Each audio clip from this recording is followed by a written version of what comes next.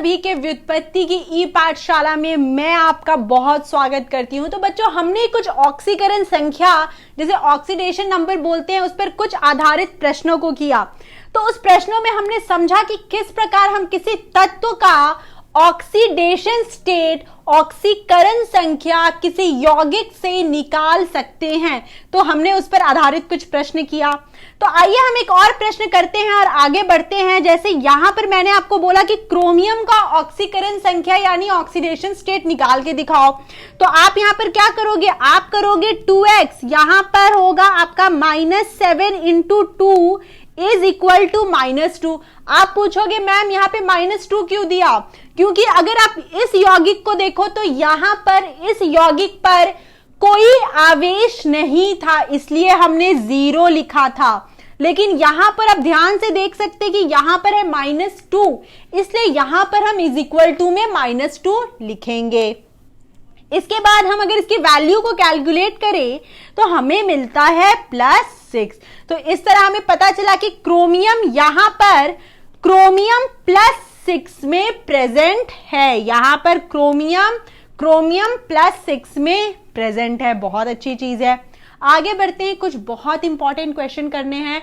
मैं आपको बता दूं कि अभी जो हम क्वेश्चन करने जा रहे हैं बहुत ही डिफिकल्ट है और स्ट्रक्चर पर, उसकी आकृति पर आधारित है, इसलिए बहुत ध्यान से देखना, बहुत ध्यान से समझना। कोई भी दिक्कत हो कमेंट सेक्शन में कमेंट जरूर करना। अब देखिए KI3 में आपको पूछा जा रहा है आयोडीन का ऑक्सीडेशन स्टेट कैसे निकालेंगे।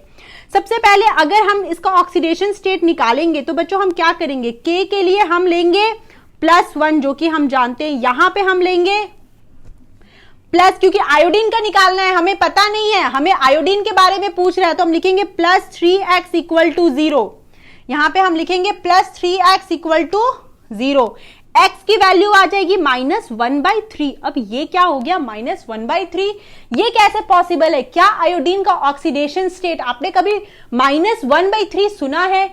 क्या ये फ्रैक्शन में होता है? जी। यहां पर जो हमें ऑक्सीकरण संख्या मिली है वह है औसत ऑक्सीकरण संख्या, वह है बच्चों औसत ऑक्सीकरण संख्या। तो ये चीज क्लियर हो गई कि औसत ऑक्सीकरण संख्या क्या होती है। तो आइए समझे कि कैसे KI3 में हम आयोडीन का ऑक्सीडेशन स्टेट निकालेंगे। मैं आपको पहले बता दूं कि यह एक आयनिक यौगिक है या एक आयनिक कंपाउंड है। तो इसको हम अगर तोड़ेंगे तो हमें मिलेगा K + I3-। तो हमें यह तोड़ने पर K + I3- मिलेगा। तो I3- को समझना है, इसकी ज्योमेट्री, इसकी आकृति, इसका हाइब्रिडाइजेशन जिसे हम संकरण कहते हैं। आपको इन सभी बातों को मैंने समझाया है। Chemical bonding and molecular structure में, रासायनिक आबंधन तथा आणविक संरचना में जहां पर हमने संकरण की बात की है वहां पे मैंने I3- के स्ट्रक्चर को बताया है, तो वहां जाकर जरूर देखिएगा। तो मैं आपको बता दूं कि I3- को हम लिख कैसे सकते हैं। तो आइए हम I3- को लिखते हैं। I3- को हम इस तरह लिख सकते हैं, या इसका एक्चुअल में स्ट्रक्चर होता है। इसका मतलब क्या होता है? इसका मतलब ये होता है कि I2 का अणु और I- ने मिलकर I3- का निर्माण किया। I2 और I- ने मिलकर I3- का निर्माण किया। कैसे, आइए समझते हैं कि I3- का मतलब होता है I2 + I-। इसे लिखने का तरीका ऐसे है। अब जरा बताइए कि I2 का ऑक्सीकरण संख्या क्या होगा। हम जानते हैं कि दोनों आयोडीन के लिए ऑक्सीकरण संख्या 0 होगी, क्योंकि दोनों का जो इलेक्ट्रॉन है वह बिल्कुल मध्य यानी मिडिल में उपस्थित है।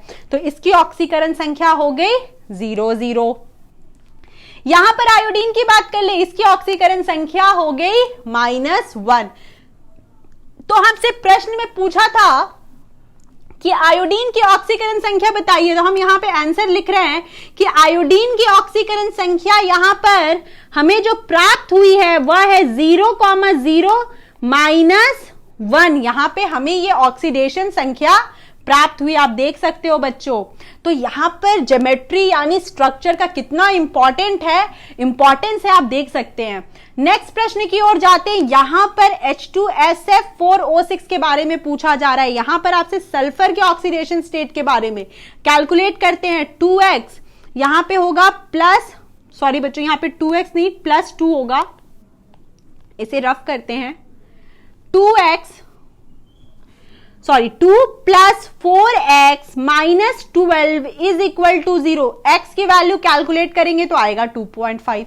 क्या ये पॉसिबल है? जी हां, ये पॉसिबल तो नहीं है क्योंकि यह है औसत ऑक्सीकरण संख्या, यह है औसत एवरेज ऑक्सीडेशन स्टेट। औसत ऑक्सीकरण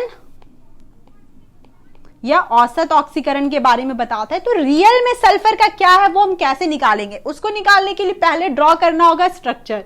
तो आइए इसके स्ट्रक्चर को ड्रॉ करते हैं। इसका स्ट्रक्चर कुछ इस प्रकार का होता है। यहां पे 4 सल्फर है और 6 ऑक्सीजन और 2 हाइड्रोजन। बहुत ही सिमेट्रिकल स्ट्रक्चर है, बहुत ही सिमेट्रिकल स्ट्रक्चर है। आप देख सकते हो बहुत ही सिमेट्रिकल स्ट्रक्चर है। इस स्ट्रक्चर को हमने ड्रॉ कर लिया। अब देखिए मैं आपसे पूछना चाहती हूं कि अगर हम इन सभी के इलेक्ट्रॉन को ध्यान से देखें तो आपको क्या समझ में आ रहा है कि ऑक्सीजन सल्फर से ज्यादा विद्युत ऋणात्मकता है उसके पास। तो जो इलेक्ट्रॉन है वो किधर है? ऑक्सीजन की तरफ। वो किधर है? ऑक्सीजन की तरफ। आप इस देखिए कि यहां पे जो इलेक्ट्रॉन शिफ्ट हुआ है, जो इलेक्ट्रॉन है वो ऑक्सीजन की तरफ ज्यादा है। ठीक उसी प्रकार यहां भी आप देख सकते हैं कि ऑक्सीजन की तरफ इलेक्ट्रॉन ज्यादा है, जबकि यहां पर दोनों सल्फर के बीच में इलेक्ट्रॉन उपस्थित है। ये चीजें क्लियर है। तो हम समझते हैं, पहले कुछ बेसिक चीजें समझ ले कि अगर H+Cl- बनता है इस प्रकार, क्लोरीन के तरफ ज्यादा है इलेक्ट्रॉन पेयर। 2 इलेक्ट्रॉन है इसलिए एक खुद उसका क्लोरीन का, एक तो क्लोरीन का है और दूसरा किसका है? हाइड्रोजन का। तो उसने एक इलेक्ट्रॉन हाइड्रोजन से खींचा है और क्लोरीन माइनस बन गया। यहां पे देखते हैं कि यहां पर ऑक्सीजन की तरफ चारों इलेक्ट्रॉन शिफ्ट है। तो यहां पे कार्बन 2+ और O2- दिखेगा। यहां पर कार्बन 2+ और O2- दिखेगा। ये चीज क्लियर है। यहां देखते हैं वाटर यानी जल के कंडीशन में, यहां पर इस हाइड्रोजन के लिए +1, तो यहां पर जनरेट होगा, उपस्थित होगा -1। फिर यहां पर +1, तो फिर यहां पर आएगा -1। तो यह हो गया O2- और H+। ये चीजें होपफुली आपको क्लियर हो। आगे बढ़ते हैं। यहां पे बात करते हैं, यहां पर आएगा -2, तो इस सल्फर पे क्या आएगा बताइए बच्चों? +2। यहां पर आएगा सल्फर, यहां पर जो यहां पर भी इलेक्ट्रॉन ऑक्सीजन की तरफ है, यहां पर भी इलेक्ट्रॉन ऑक्सीजन की तरफ है, तो सल्फर के कारण यहां पे आएगा -1, तो यहां पर आएगा सल्फर पे +1। यहां पे कुछ नहीं आएगा, यहां पे दोनों सल्फर के बीच में क्या है? 0, तो +0। यहां पर आएगा -2, तो इस सल्फर पे क्या आएगा बताइए? +2। तो यहां पे इसको जोड़ने से आएगा टोटल +5।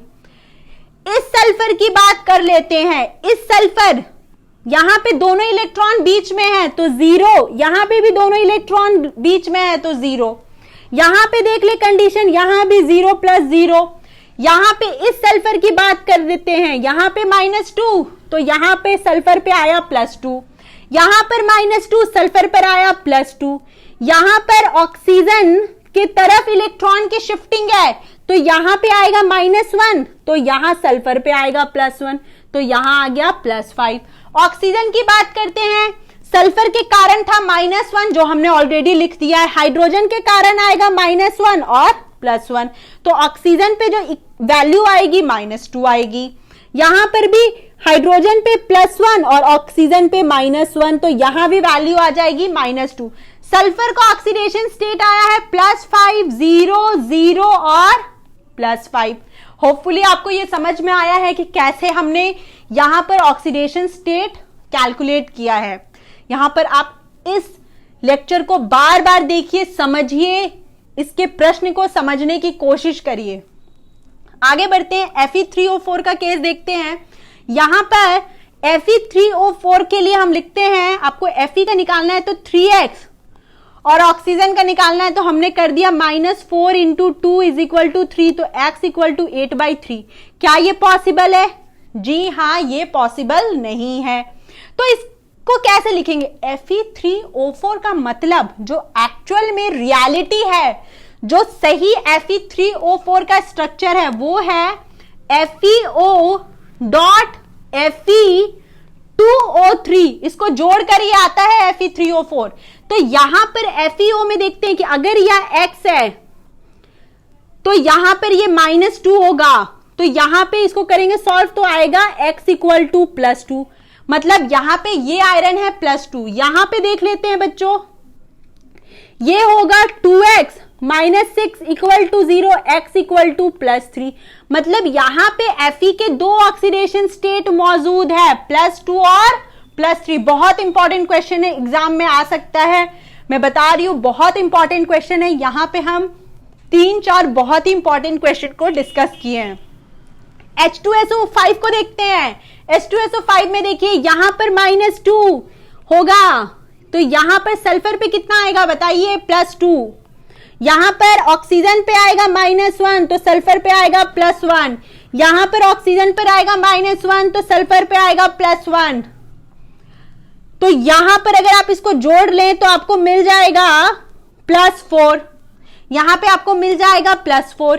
इस पर आएगा +1, तो यहां आएगा -1, तो यहां पे आपको ओवरऑल आ गया -2।